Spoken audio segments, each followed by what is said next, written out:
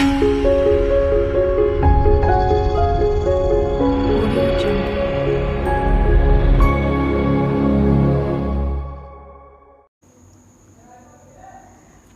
Everyone, welcome back to the channel. आज हम लोग करंट अफेयर्स का दूसरा पार्ट देखेंगे। इससे पहले मैंने आप लोगों को इसका पहला पार्ट करा दिया था, उसमें मैंने कुछ क्वेश्चंस कराए थे, ठीक है। और लास्ट में आप लोगों के लिए क्वेश्चन भी दिया था कि अगर आप लोग इसका आंसर जानते हैं तो कमेंट कीजिए, ओके। तो यहाँ पे जो होता है उसमें क्वेश्चन था कि ICC women cricketer of the year ये अवार्ड किन्हें मिला है, ठीक है। तो ICC women cricketer of the year award जो होता है वो किन्हें मिला है? स्मृति मंधाना को, ओके। ये आप लोगों को जो इससे पहले वाले सीरीज में मैंने क्वेश्चन जो पूछा था पहले पार्ट में, उसका आंसर है ICC women cricketer of the year Smriti Mandhana को मिला है, ओके। आज हम लोग उसका करंट अफेयर्स का पार्ट 2 देखेंगे और आज भी आप लोगों के लिए लास्ट में एक क्वेश्चन है। अगर आप लोग इसका आंसर जानते हैं तो कमेंट कीजिएगा, ओके। आज का सबसे पहला क्वेश्चन देखते हैं। देश की पहली स्पोर्ट्स यूनिकॉर्न कंपनी, ओके, देश की पहली स्पोर्ट्स यूनिकॉर्न कंपनी कौन बन गई है? तो Chennai super Kings, okay, CSK. कौन सी है? CSK, Chennai super Kings, okay. और अगर पूछा जाए कि वर्ल्ड में इंडिया जो होता है स्पोर्ट्स मतलब यूनिकॉर्न कंपनी में वर्ल्ड में इंडिया कौन से स्थान पे है? तो तीसरे नंबर पे है। अगर इस मतलब यूनिकॉर्न कंपनी की बात किया जाए तो इंडिया कौन से नंबर पे है वर्ल्ड में? तीसरे नंबर पे, ठीक है। और अभी हाल ही में ये यूनिकॉर्न से संबंधित एक न्यूज़ भी आया था कि मतलब 101वां इंडिया का 101वां जो होता है यूनिकॉर्न कंपनी कौन बन गया? PW फिजिक्स वाला, ओके। नेक्स्ट है विश्व की सबसे बड़ी ग्रेट बैरियर रीफ। ये भी हाल ही में चर्चा में रही है, इसलिए आप लोगों को ये जानना जरूरी है कि ये है कहाँ पे? Great barrier reef. ये विश्व की सबसे बड़ी कहाँ पर है? ऑस्ट्रेलिया में, ओके। अब कुछ ये अभियान कार्यक्रम है जो इम्पोर्टेंट है आप लोगों के लिए, जैसे कि रैंप, ओके। रैंप कार्यक्रम ये किसने शुरू किया? MSME ने, ठीक है। और इसकी लागत कितनी है? 6000 करोड़। ये सब कुछ इम्पोर्टेंट है जिसमें आप लोगों को लागत भी पूछ देता है कि इसमें कितने की लागत आई है। तो रैंप कार्यक्रम में कितने की लागत है? 6000 करोड़। फिर नेक्स्ट है डिवाइन कार्यक्रम, ठीक है। डिवाइन, इसका संबंध जो होता है नॉर्थ ईस्ट इंडिया, मतलब इंडिया का जो नॉर्थ ईस्ट पार्ट है उसको डेवलप करने से संबंधित है, ठीक है। और इसकी लागत कितनी है? 1500 करोड़। नेक्स्ट है सेहत पहल। सेहत पहल जो होता है ये रक्षा मंत्रालय ने शुरू की है, ठीक है। सेहत पहल का मतलब होता है कि रक्षा मंत्रालय के परिवार, ठीक है, मतलब जो रक्षा कर्मी हैं उनके परिवारों की देखभाल करना, उनकी सेहत का ख्याल रखना। तो सेहत पहल ये किसने शुरू की है? रक्षा मंत्रालय ने, ठीक है। नेक्स्ट है माझी वसुंधरा अभियान, ठीक है। माझी वसुंधरा अभियान ये महाराष्ट्र सरकार ने शुरू की है, ठीक है। और ये वसुंधरा मतलब किसको कहते हैं हम लोग? वसुंधरा तो ये पृथ्वी को कहते हैं, ठीक है। और माझी वसुंधरा अभियान इसका मतलब क्या है? मतलब इसका अभियान, इसका उद्देश्य क्या है? पृथ्वी की सुरक्षा करना, ठीक है। तो पृथ्वी की सुरक्षा के लिए एक अभियान चलाया गया, माझी वसुंधरा अभियान। किसने चलाया है? महाराष्ट्र सरकार ने। नेक्स्ट है, अब देखते हैं मतलब इंडिया में टोटल रामसर स्थल कितने हैं? 49। इंडिया में टोटल रामसर स्थल 49, ठीक है। वर्ल्ड हेरिटेज कितने हैं? 40। वर्ल्ड हेरिटेज 40, जिसमें 40वां कौन सा है इसमें? तो 40वां है इसमें धौलावीरा, ठीक है। और धौलावीरा कहाँ है? ये सिंधु सभ्यता का भी मतलब सिंधु सभ्यता का स्थल है। धौलावीरा कहाँ पर है? गुजरात में, ओके। टाइगर रिजर्व ये टोटल कितने हैं? तो 53। इससे पहले वाले वीडियो में भी आप लोगों को मैंने बताया था 53। 53वां कौन सा है? तो गुरु घासीदास कहाँ है? छत्तीसगढ़ में। और अगर पूछे 52वां कौन सा है? तो रामगढ़ विस्तारी कहाँ है? राजस्थान में, ओके। नेक्स्ट है आर्थिक सर्वेक्षण 2022-23 के अनुसार भारत वन क्षेत्र वृद्धि के मामले में विश्व में भारत का स्थान कौन सा है? तो इससे पहले वाले मैंने आप लोगों को भारतीय वन स्थिति रिपोर्ट पढ़ाया था, ठीक है, जिसमें मतलब भारत के अंदर वो बता रहा था कि सबसे ज़्यादा कहाँ पर है, सबसे कम कहाँ है, प्रतिशत में कहाँ ज़्यादा है, प्रतिशत में कम कहाँ है, ठीक है।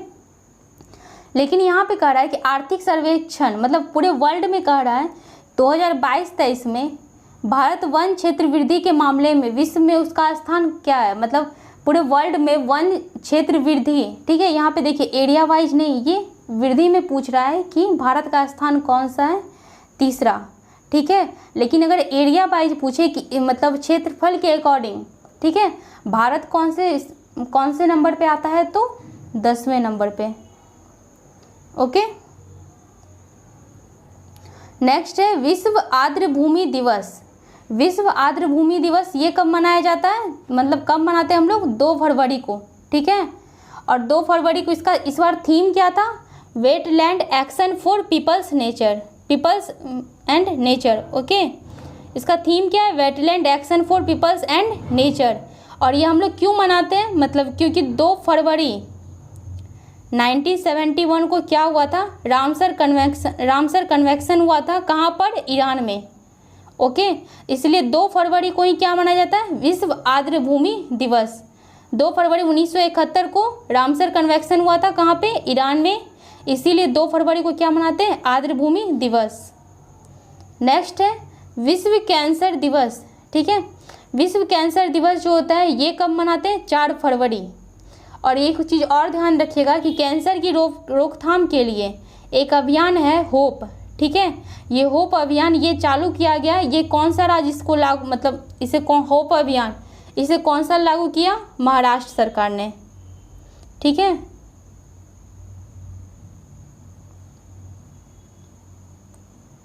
महाराष्ट्र सरकार ने होप अभियान चलाया कैंसर की रोकथाम के लिए।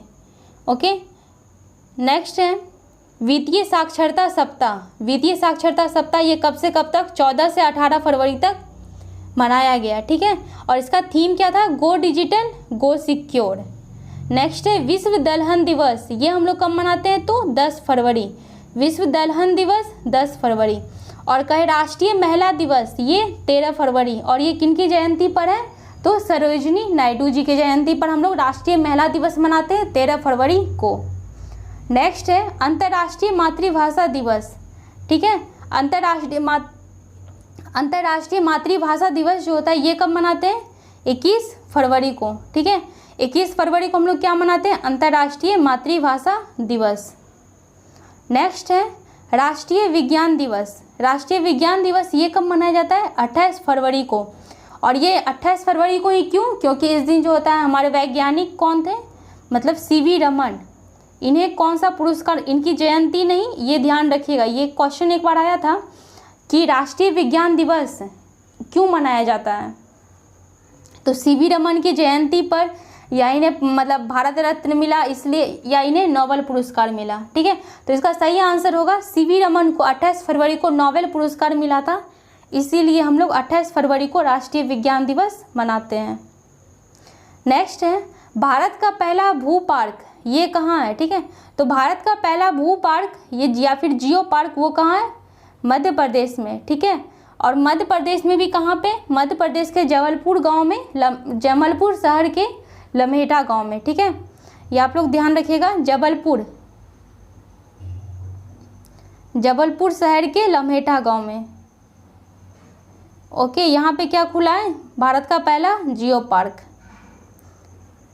और यहाँ अच्छा एक चीज़ और बताइए आप लोग, ये कमेंट कीजिएगा अगर आप लोग ये जानते हैं तो, ठीक है।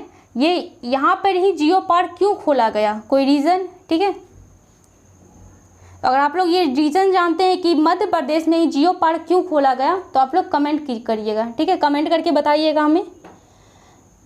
इसी के बारे में एक और चीज़ें देखिए, मध्य प्रदेश से ही रिलेटेड है कि यहाँ मध्य प्रदेश में एशिया का सबसे बड़ा बायो सीएनजी प्लांट, ठीक है।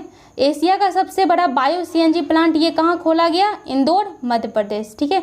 और सबसे मतलब स्वच्छ सबसे साफ शहर किसे कहा जाता है, इंदौर को। नेक्स्ट है world games athlete of the year, ये किन्हें मिला award, world game athlete of the year PR Sreejesh को, ठीक है। PR श्रीजेश ये क्या है, तो ये गोलकीपर है, ठीक है, गोलकीपर है ये। और इन्हें जो होता है 2021 में इन्हें मेजर ध्यानचंद खेल रत्न पुरस्कार भी मिला है। और इससे पहले वाले वीडियो में मैंने आप लोगों को बताया था कि मेजर ध्यानचंद खेल रत्न पुरस्कार के लिए कितनी राशि मिलती है, तो 25 लाख। ओके, नेक्स्ट है spirit of the cricket award, ठीक है, spirit of the cricket award ये किन्हें मिला है? डेरिड मिशेल को, ठीक है, spirit of the cricket award Daryl Mitchell को। नेक्स्ट है हौलेश्वर मंदिर, ठीक है, हौलेश्वर मंदिर देखिए ये यहाँ पे इसलिए इम्पोर्टेंट है, ये हाल ही में चर्चे में था। और ये हौलेश्वर मंदिर जो होता है इसके बारे में पूछा था ये किस शैली में बनाया गया है। तो भारत में जो भी मंदिरों का निर्माण हुआ है वो बेसिकली मतलब 3 तरह के मंदिर, मतलब 3 शैलियों में हुआ है, ठीक है। पहला है नागर शैली, उत्तर भारत तरफ आप लोगों को कौन सा शैली दिखने मिलेगा? नागर, ठीक है। और उसके बाद जो मतलब मध्य प्रदेश या फिर बीच वाला जो मतलब मिडिल इंडिया में हम लोग आएंगे तो वहाँ पे हम लोग को देखने मिलेगा बेसर शैली, ठीक है। और जब दक्षिण तरफ हम लोग जाएंगे दक्षिण भारत में तो वहाँ पे हम लोगों को द्रविड़ शैली। और ये जो बेसर शैली होता है इसे नागर शैली और द्रविड़ शैली इन दोनों का मिश्रण कहा जाता है। मतलब इसमें इन दोनों के गुण जो भी होते हैं वो देखने को मिलते हैं बेसर शैली में, ठीक है। और ये हौलेश्वर मंदिर, इसकी खासियत यह है कि ये हौलेश्वर मंदिर जो कर्नाटक में पाया जाता है, कर्नाटक में है, ये किस शैली में बना हुआ है? तो ये बेसर शैली में बना हुआ है, ओके। नेक्स्ट है दुनिया का सबसे बड़ा इग्लू कैफे, ठीक है। इग्लू क्या होता है? तो इग्लू आप लोगों को पता होगा कि बर्फ़ का घर, ठीक है, बर्फ़ के घर को क्या कहते हैं? इग्लू। तो सबसे बड़ा इग्लू कैफे कहाँ है? गुलमर्ग, जम्मू कश्मीर में। नेक्स्ट है फियरलेस गवर्नेंस के लेखक कौन है? ठीक है, फियरलेस गवर्नेंस के लेखक हो जाएंगे डॉक्टर किरण बेदी। और डॉक्टर किरण बेदी ये कौन थी? भारत की पहली महिला आईपीएस थी, ठीक है, भारत की पहली महिला क्या थी? आईपीएस ऑफिसर थी डॉक्टर किरण बेदी। इन्होंने कौन सा बुक लिखा है? फियरलेस गवर्नेंस, ठीक है।